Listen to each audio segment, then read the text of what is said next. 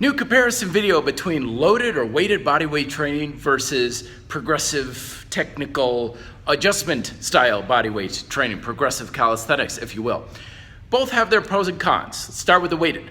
When you're weighted, it's real easy to adjust the resistance of the exercise. You just adjust the weight that you're lifting on the dip belts or weight vest or what have you. But the disadvantage is now your training's much more equipment dependent. So some of that freedom and flexibility to train anywhere at any time that you have with bodyweight training, you lose that a little bit with the equipment that you're using. Now, with adjusting your technique with progressive calisthenics, like from Convict Conditioning or the Get Strong program, you retain that benefit of freedom and flexibility. You can train anytime, any place that you like. You also can adjust the resistance on the fly, like in the middle of a set if you wanted to. If you're doing push-ups like this, you want to make it harder, you just, and now it's a little bit more difficult. So you get that little bit of a benefit there. The downside, or advantage, depending on how you look at it, is that in order to do advanced techniques, you have to get good at doing advanced techniques. Yes, they require more strength. That's why they make you stronger.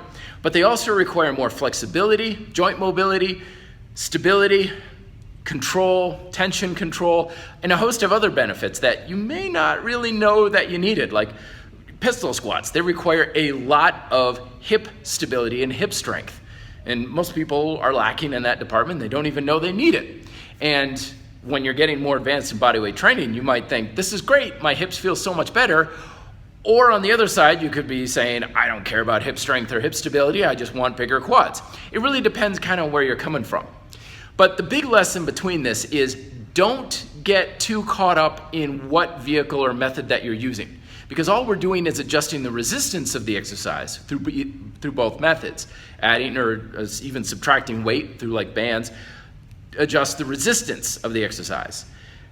Changing the technique that you use, adjust the resistance of the exercise. And the resistance is very important, but it's not what actually gets you bigger and stronger. It's the actual tension in the muscles that gets you bigger and stronger. So you're using either of them to adjust the resistance, and the resistance influences the tension, but you don't want to get caught up into this dead-end street where you think, well, if I have more resistance with either more weight or an advanced technique, that's what's going to make me stronger. And that's why you have guys like on the dip bars where they got like 200 pounds between their knees and they're like doing these little tiny shoulder shrug things, right?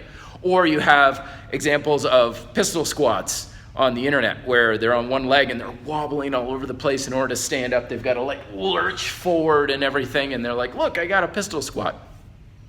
There's nothing inherently terrible about this, but it's not nearly as rewarding as we think it is, because we're basically using an easy variation of the exercise so the muscles don't have to hold a lot of tension. What I do over the years, and people think I'm crazy about doing this, but I use the hardest, most intense amount of tension I can in my muscles with the easiest exercise possible. Like on Convict Conditioning, the bridge series, I'm on step 2.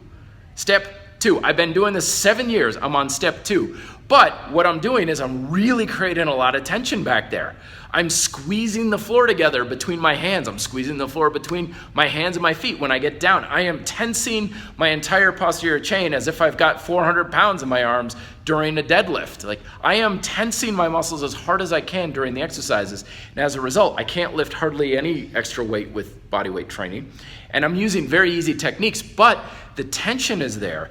And that's why I'm still getting stronger and still looking better and performing to a higher level.